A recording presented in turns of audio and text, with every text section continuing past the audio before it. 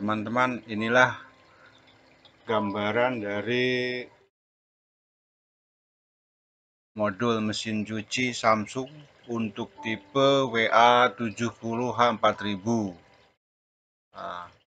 Sesuai dengan video di depan bahwa modul ini mengalami masalah pada saat di start, tombol start di sini tidak terjadi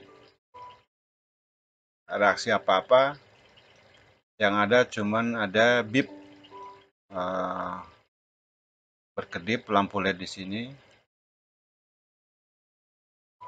Kemudian setelah dilakukan pengecekan dan pengukuran power supply di sini, ternyata ada drop tegangan, tegangan 12 volt dan 5 volt DC di sini.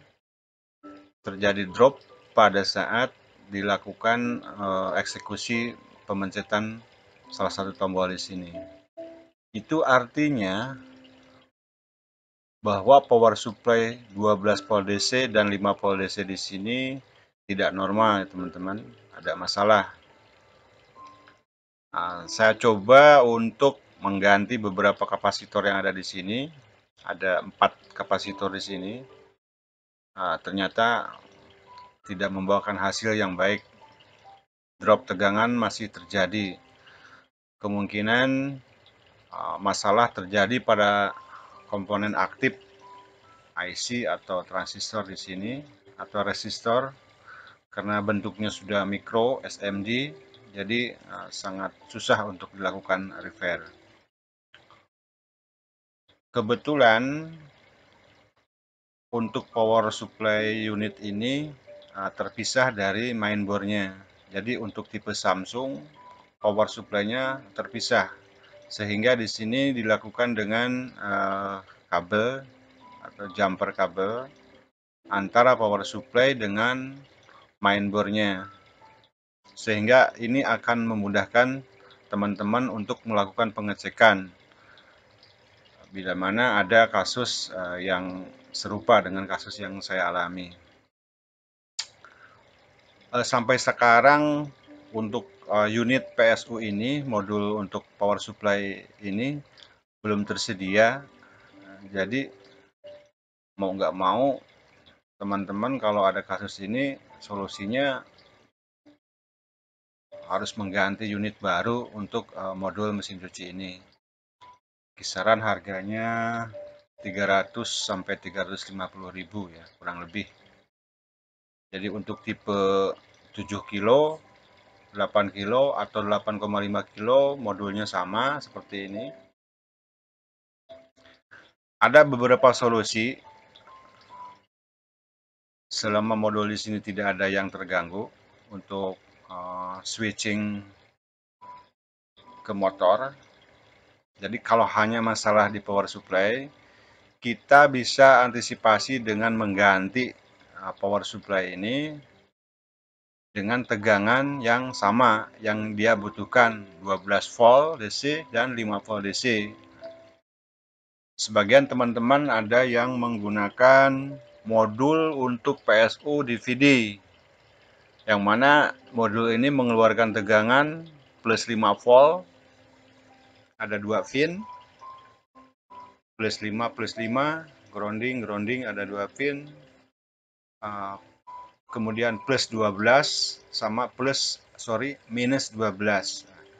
Sementara yang kita butuhkan di sini hanya plus 5 volt, grounding sama plus 12 volt. Jadi teman-teman cukup memilih 3 pin sesuai kebutuhan untuk dikoneksikan ke sini sebagai pengganti power supply sini. Saya coba alternatif pakai opsi lain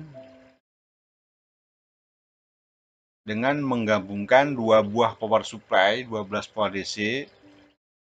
Ini charger biasa,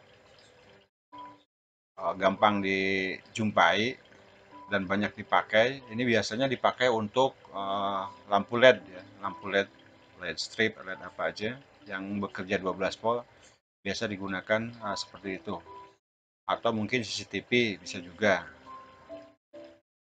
Kemudian yang 5 voltnya saya coba pakai power supply-nya atau adaptor charger untuk handphone. Ini juga banyak sekali di pasaran. Nah, bagi teman-teman yang mau mencoba untuk bereksperimen, silahkan dicoba, dan terbukti saya telah berhasil merubah atau menggabungkan dua power supply ini antara 12 volt DC dan 5 volt DC di satu tempat guna untuk menggantikan fungsi dari power supply ini. Untuk sistem pengkabelannya cukup gampang. Kalau seandainya teman-teman bingung di sini, ada 3 kabel untuk 12 volt sama 5 volt untuk titiknya. Pertama, teman-teman bisa ukur pada saat mesin bekerja. Nanti kelihatan mana yang 12 volt, mana kabel yang 5 volt, dan kabel mana untuk grounding atau minus. Tetapi kalau power supply ini sama sekali mati, tidak bisa mengeluarkan tegangan sedikit pun, teman-teman bisa mengecek kapasitor di sini. Biasanya untuk 12 volt sama 5 volt dia bedakan dari kapasitasnya. Biasanya untuk kapasitor 12 volt, keluaran 12 volt nilainya lebih tinggi ketimbang yang 5 volt. Begitu juga di polaritas untuk tegangannya. Misalkan di sini ini mungkin 470 25 volt. Ini di bawahnya dan lebih kecil. Ini untuk salah satu menganalisa mana tegangan yang 12 volt dan yang 5 volt. Syukur-syukur tegangan di sini masih kebaca walaupun sudah drop. Jadi power supply 12 volt sama 5 volt digabungkan dalam satu konektor, aslinya dari sini. Kemudian si power supply juga membutuhkan tegangan utama 220 volt. Dia paralel dengan tegangan utamanya di sini. Jadi di sini ada tegangan 220 volt masuk ke sini. Teman-teman cukup lepas konektornya seperti ini kurang lebih. Untuk warna kabel tidak mengikat, ini hanya sampling saja, hitam sama kuning di sini. Jadi ini tergantung dari pabrikan. Biasanya coklat, biru untuk tegangan, terus kemudian untuk tegangan rendahnya 12 volt sama 5 volt biasa menggunakan kuning, merah, dan hitam. Ada juga yang menggunakan merah, hitam, sama putih. Nah, ini untuk membedakan nanti di dalam penggabungan kabel dari power supply yang 12 volt ataupun power supply yang 5 volt. Jadi setelah digabungkan dalam satu wadah, modul dari power supply ini, teman-teman tinggal ngasih supply 220 volt di paralel antara PS 5 volt sama PS 12 volt. Kita gabungkan di sini paralel, kemudian dihubungkan dengan main supply atau input untuk modul ini. Jadi modul ini kita lepas, modulnya, konektornya, kita cukup gabungkan di sini, kemudian disolasi. Nah, setelah itu ini baiknya jangan dibuang atau jangan dirubah. Siapa tahu ke depan ada pergantian modul sehingga konektor ini masih tetap dipakai. Nah, begitupun yang untuk yang tegangan rendahnya. Kita cukup kelet di sini atau cutting di sini, sambung di sini, kita join di sini.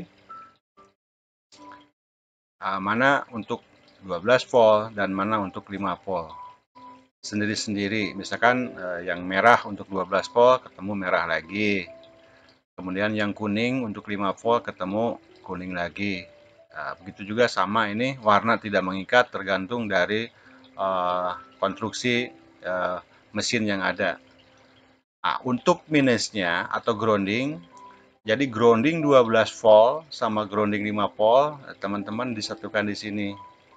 Jadi kabel yang keluar di sini tetap 3 kabel.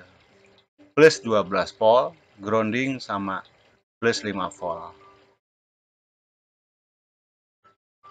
Nah, untuk penempatan, karena di lokasi panel depan sudah sempit, tidak ada celah lagi, jadi tidak mungkin modul ini ditaruh di depan.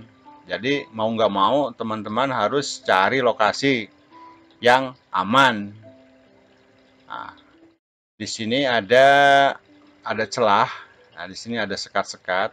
Saya potong supaya si case ini bisa masuk di sini, ditempatkan di sini.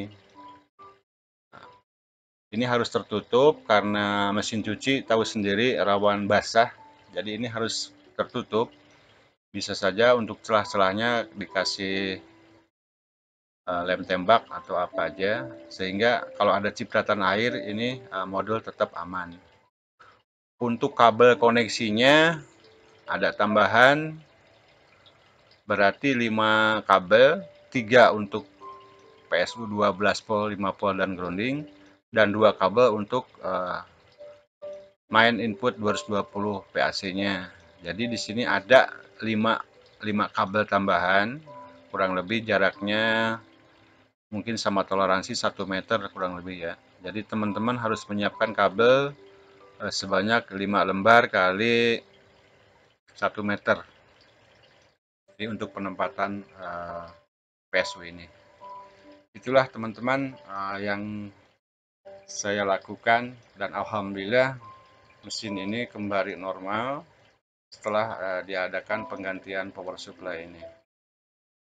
Kita lihat hasil dari mesin dan hasil pengetesan setelah dilakukan penggantian power supply ini.